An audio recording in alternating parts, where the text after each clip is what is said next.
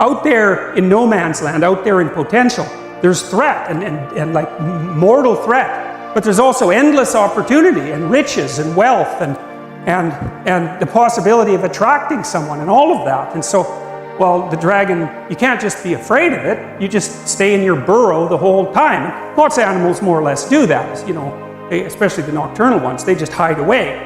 But that isn't what human beings are like, because we're not only prey animals, right? We're also predators. And then, of course, we're crazy. We're absolutely insane chimpanzees, right? We're crazy. And so we're always out there mucking about with things and with our, you know, fingers and our thumbs and taking the world apart and putting it back together. And we're crazily exploratory and troublemaking. And so we don't just run from dragons, we go hunt them down. And so there's a story here. There's the oldest story that mankind knows, and literally it is the oldest story that we know, is this story. And the story basically is there's a bounded space, a walled garden, a walled city, you know, and all the original cities were walled, because if they weren't, barbarians would swoop in and they'd just steal all your stuff. And so, you know, that was kind of pointless. So, you know, you wanted to have some major league walls surrounding your territory. And so that's inhabited space, and inside that is your little dominance hierarchy. And so all you primates knew exactly who was who inside that space, so you didn't have to fight with each other, and you could predict each other's behavior because you believed the same things and saw the world roughly the same way and acted the same way, and so you were sort of secure. But then the problem is that can always be breached. There's always something outside of it that's a danger, and so that's signified by this little creature here, this dragon. And that twirl in its tail is very common among dragons. It's actually a symbol, because imagistic languages, imagistic symbols have an ancient language, and it's referring to something that's basically eternal. And see, it lives down here in this cave because it's an underground thing. It's an underground thing, and you can kind of imagine what that's like. And sometimes this happens in initiation rituals among archaic people. When they're gonna initiate, usually the young men, because nature initiates women all by itself. Usually the young men, maybe they'll put them in a cave and leave them there, you know, for like, well, who knows how long. And so you got to think, what's in a cave? Now, caves are dark, man. I don't know if you've ever been in one, but like they're dark, and they're really dark. And so not only is there whatever there is in the cave, and you don't know what the hell's in the cave, there's whatever you imagine might be in the cave. And so when you're in that cave and you're alone, you're confronting the devils and demons and monsters of your own imagination, you know. And so then you have a chance to perhaps deal with that and overcome it. And that's perhaps part of the initiation ceremony, you know, and that's part of growing up, because you have to learn how to face the things that terrify and upset you and recast them and put them back together. We talked a little bit about this idea of the pre-cosmogonic chaos that Iliad refers to, and that's the stuff out of which order is produced at the beginning of time, and it's also the stuff out of which you constantly reproduce order. And the Jungians, the psychoanalysts, especially the really deep psychoanalysts like Jung, Freud was a more surface psychoanalyst, and that's not an insult. There's some things that Freud figured out that are absolutely amazing. He was a precursor to Jung for sure. For Jung, the hero's journey was the journey inside the unconscious, and that would be perhaps in some sense the willingness to face everything terrible that's happened to you and to think it through and to articulate it and to come to grips perhaps with your own capacity for malevolence.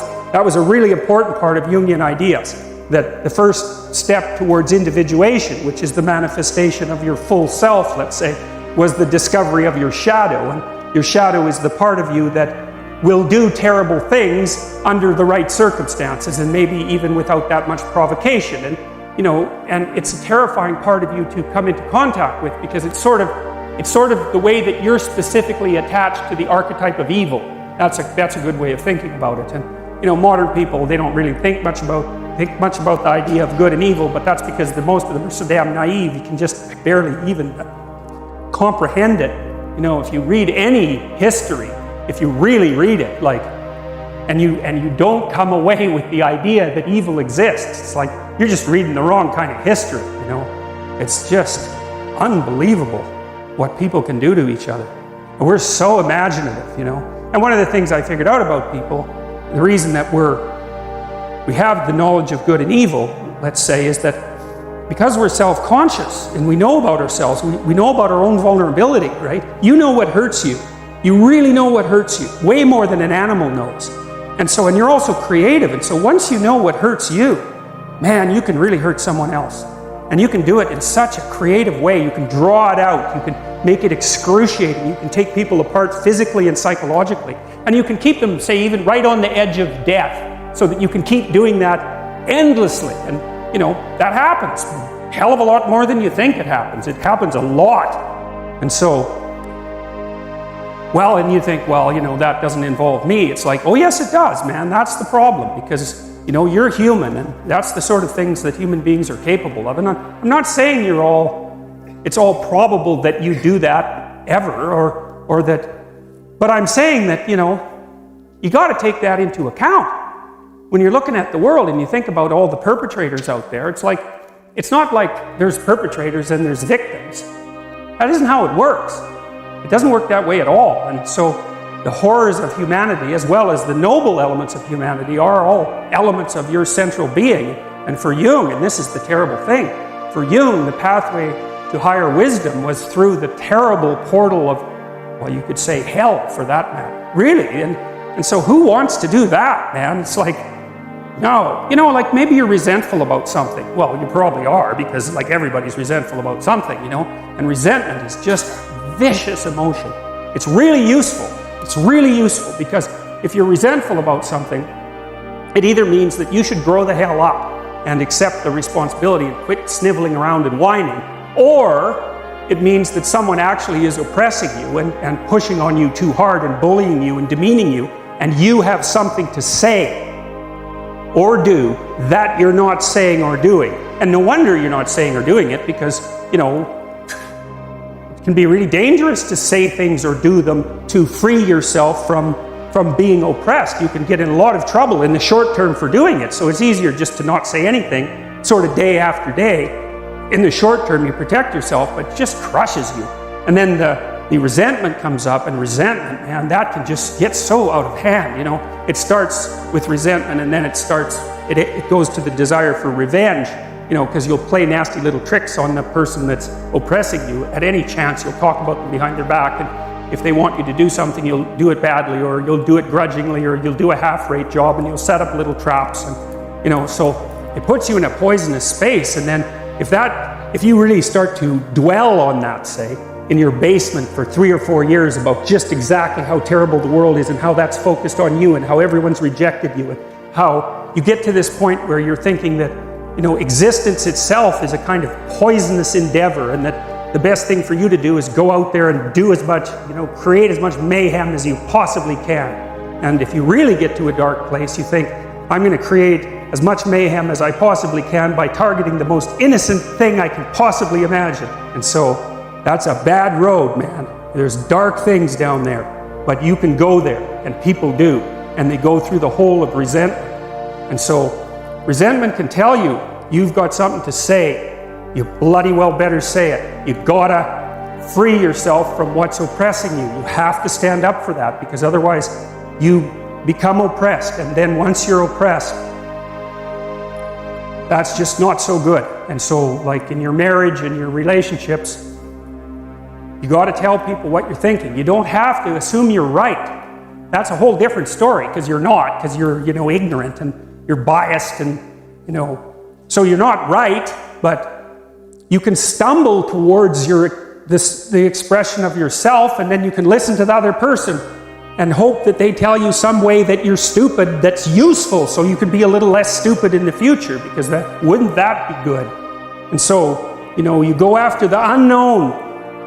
You don't protect what you know. You already know what you know. You go after what you don't know. That's why you have to talk to people you don't agree with. That's why you have to talk to your enemies, because they're going to tell you things you don't know. You could even listen to them. It's possible they know a thing or two you don't know. But people don't like that. They just talk to people who think the same way, and then they just stay stupid. And so that's not good, because if you're not wise, the world will wallop you. It'll flatten you. And far more than it has to. And then you'll be bitter and resentful. And you'll be part of that force that wallops instead of the force that fights against that. So you go after the dragon, and that's what this guy is doing. He's going after the dragon. It's threatening the society, because it always does. Chaos, what's outside of order, always threatens order. Always. And so you have to step forward, in this manner, voluntarily, and go after that when it's still manageable, right? And that's the case in your own life too. So, if you've had a proclivity to be bullied in the past, and you want to get out of that, what you have to do is you have to make yourself awake to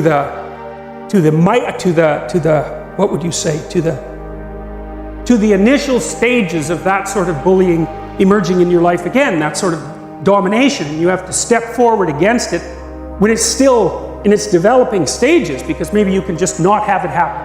That would be better.